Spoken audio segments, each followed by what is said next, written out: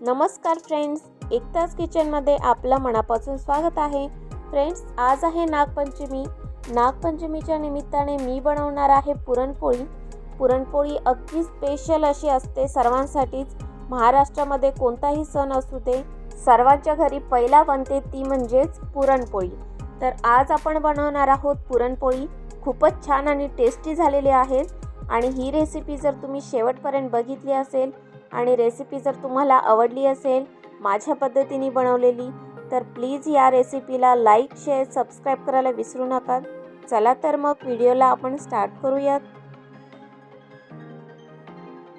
पुरणपोळीसाठी लागणारी हरभरा डाळ आपण स्वच्छ निवडून घेतलेली आहे. ती आता स्वच्छ धुवून घ्यायची आहे. 2 ते 3 वेळा आपण पाण्यामध्ये स्वच्छ धुवून घ्यायची आहे. डाळ स्वच्छ धुवून झाली की आपण गॅसवरती पातेलं ठेवून त्यामध्ये 2 तांब्या पाणी ॲड करणार आहोत. नंतर पाण्याला उकळी आली, डाळीला उकळी आली, पाणी उकळलं की आपण त्यामधील सर्व पाणी काढून घेणार आहोत. जसजशी डाळ शिजत जाईल तसं आपण त्यामधील पाणी काढून घेणार आहोत, कारण की त्यामधील पाणीमधूनच आपल्याला पोळीची आमटी बनवता येते. म्हणून हे सर्व पाणी आपण अशा पद्धतीने काढून घ्यायचं आहे दुसऱ्या पातेल्यामध्ये. तर बऱ्यापैकी आपली डाळ शिजत आलेली आहे. डाळ शिजत आली की आपण त्यामध्ये गूळ ॲड करणार आहोत आणि त्यातील एकूण एक पाणी आपण त्यामधून काढून घ्यायचं आहे. पाणी न ठेवता आपण त्यामध्ये गूळ ॲड करायचा आहे. गूळ देखील मी 2 वाटी घेतलेला आहे. गूळ जास्त मी बारीक केलेला नाही आहे. तो असा देखील त्यामध्ये चांगला शिजला जातो. डाळ देखील त्यातली शिजली जाते. गुळामध्येच आपल्याला आता ती डाळ चांगली शिजवून घ्यायची आहे चांगल्या प्रकारे.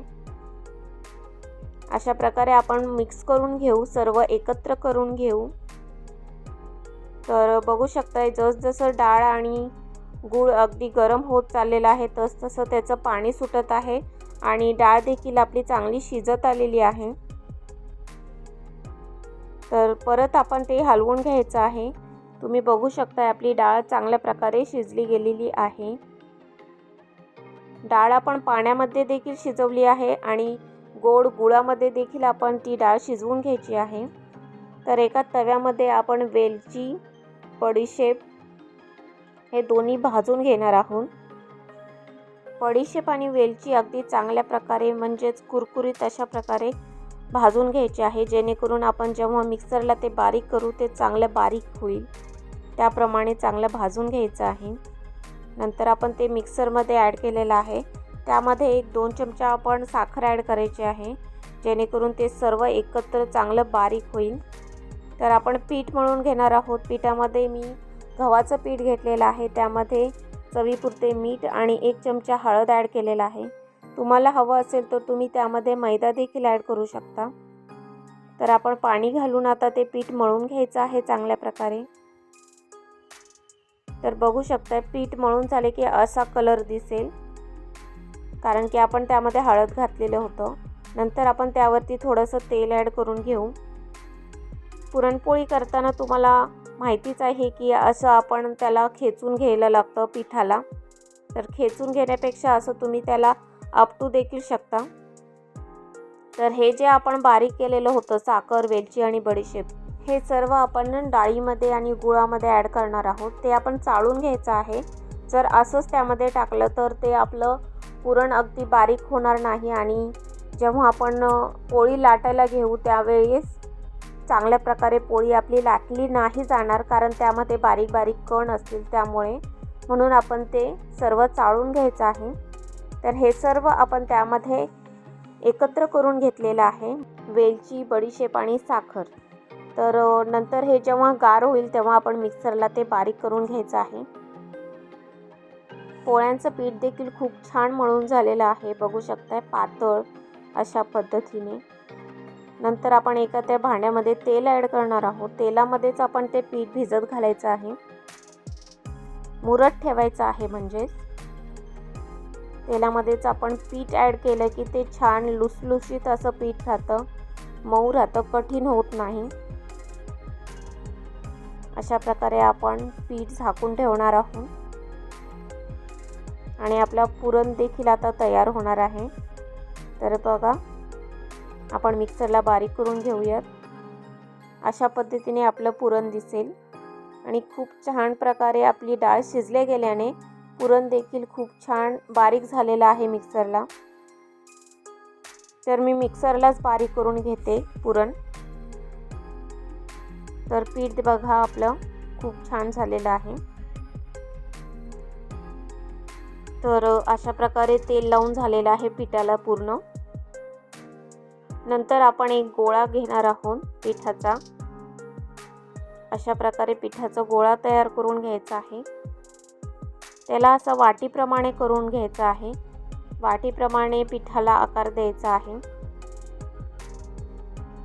तर पिठाला जास्त तेल असल्यामुळे बघा ते अगदी असं पातळ झालेलं आहे, त्यामुळे वाटीचा शेप तुम्हाला दिसणार नाही। तर तुम्ही ते हातावर असे घेऊन त्याच्यावरती पुरण ॲड करू शकता, पुरण भरून घेऊ शकता। तर पुरण आपण जास्तीत जास्त भरून घ्यायचं आहे।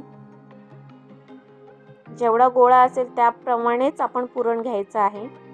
तर हे सर्व आपण त्या पिठामध्ये ॲड करून पुरण चांगल्या प्रकारे ॲड झाले की नंतर आपण त्यावरती त्याच गोळ्याचं पीठ जे असतं ते आपण त्याला लावून घ्यायचं आहे। अशा प्रकारे जर पीठ एक्स्ट्रा असेल तर ते आपण काढून घ्यायचं आहे। तर आपण आता पिठामध्ये ॲड करू, पीठ लावून घेऊ गोळ्याला।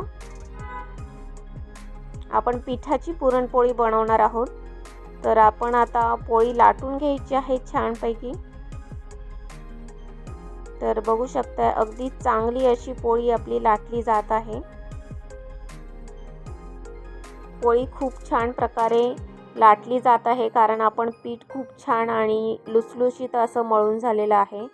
जर पीठ घट्ट मळलं तर त्याची पुरणपोळी खूप छान अशा पद्धतीने लाटली जात नाही।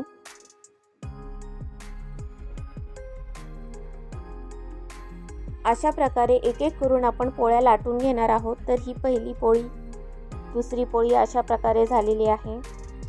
तर प्रत्येक पोळी मी दाखवत नाहीये। तर बघू शकता ही पोळी अगदी पोळपीठाच्या साईजची झालेली आहे। तवा आपला गरम झालेला आहे। तव्यावरती आता आपण पोळी टाकून घेऊ।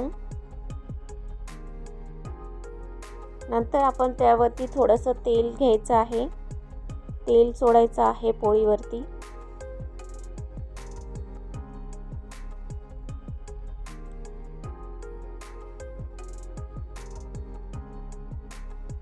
एक साइड अगदी चांगल्या प्रकारे भाजली गेली आपल्याला वाटली की ती पलटून घ्यायची आहे। तर पोळी खूप छान प्रकारे फुगली जात आहे। तर आता आपण पलटून घेऊ।